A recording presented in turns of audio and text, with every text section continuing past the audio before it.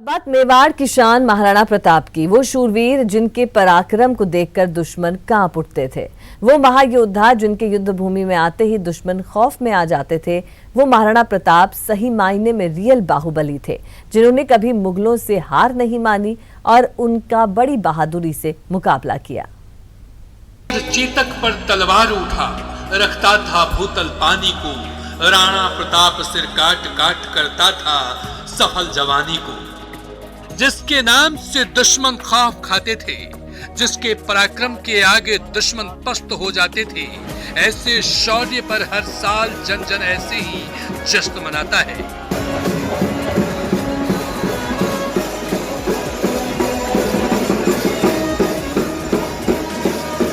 हर कोई मेवाड़ के उस वीर सपूत को सलाम करता है। इसी वीर को पीएम से लेकर सीएम तक ने नमन किया है, और करे भी क्यों ना, क्योंकि धरों की धरती यानी राजस्थान का इतिहास महाराणा प्रताप के बगैर अधूरा है।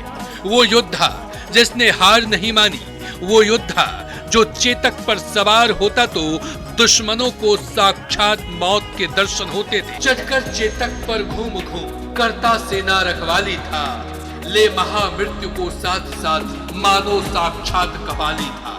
364 दिन और होते हैं इस साल के अंदर, जो उन पूरे जीवन के मूल्यों को जो है 364 दिन तक हम लोग जिंदा रखें। एक दिन को ही प्रताप के मूल्यों को ना मनाएं। जिसका पूरा पश्चिम उत्तर दक्षिण चारों तरफ राज था और सभी ने जिसके सामने सर एक तरह से आत्मसमर्पण कर दिया। यह मेवाड़ ही ऐसा रहा और मेवाड़ का यह राणा प्रताप ऐसा रहा जिसने सर झुकाया नहीं, हर मुसीबत का मुकाबला किया और अंततोगत्वा विजय उसकी ही हुई।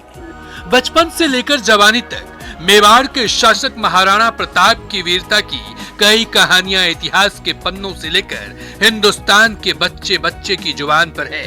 लेकिन प्रताप महाराणा बने अकबर की सेना से 18 जून 1576 ईस्वी को हुई हल्दी घाटी के युद्ध के बाद, जिसके बारे में कहा जाता है हल्दी घाटी युद्ध की याद जब जब अकबर को आती थी वो सोते सोते जग जाता था।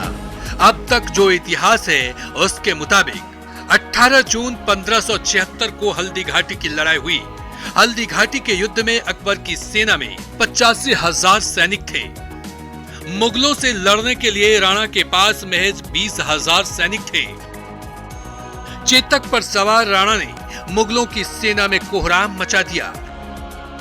राणा प्रताप के 81 किलो के भाला से मुगल दहशत में आ गए। हल्दी घाटी के युद्ध में राणा प्रताप जीते या अकबर, इस बात के पक्के साक्ष्य नहीं मिलते। लेकिन इस युद्ध के बाद राणा प्रताप जंगल में रहने को मजबूर हो गए थे। लोक कथाओं में तो ये तक कहा जाता है राणा और उनके परिवार को हरी घास की रोटियां तक खानी पड़े। राजपाट से दूर होने की वजह से हल्दी घाटी के युद्ध में अकबर को विजेता जरूर मान लिया गया, लेकिन ये भी सच है कि जुझारू राणा ने कभी हार नहीं मानी और भीलों की मदद से मेवाड़ के ज्यादातर हिस्सों पर फिर से कब्जा कर लिया और एक बार फिर मुगल महाराणा के प्रताप से खौफ में आ गए। महाराणा प्रताप जैसे त्यागी थे, इतने बलिदान किया इन्होंने, इतना वीर पुरुष थे, वैसे हर समाज में होना चाहिए। अपने सनातन धर्म, अपने देश की स्वतंत्रता, स्वाभिमान और अपनी कभी भी पराधीनता को स्वीकार नहीं किया।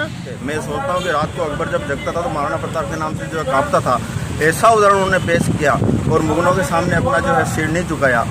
इतिहास को उस वक्त के राजा महाराजाओं ने अपने अपने हिसाब से लिखवाया था, ये माना जा सकता है। लेकिन उन लोक कथाओं का क्या, उन लोक गीतों का क्या, जहां राणा हार न मानने वाले, हरी घास की रोटियां खाने वाले वो महान योद्धा थे जिसके माफिक कभी कोई बलशाली पैदा नहीं हुआ। Bureau report, news 18।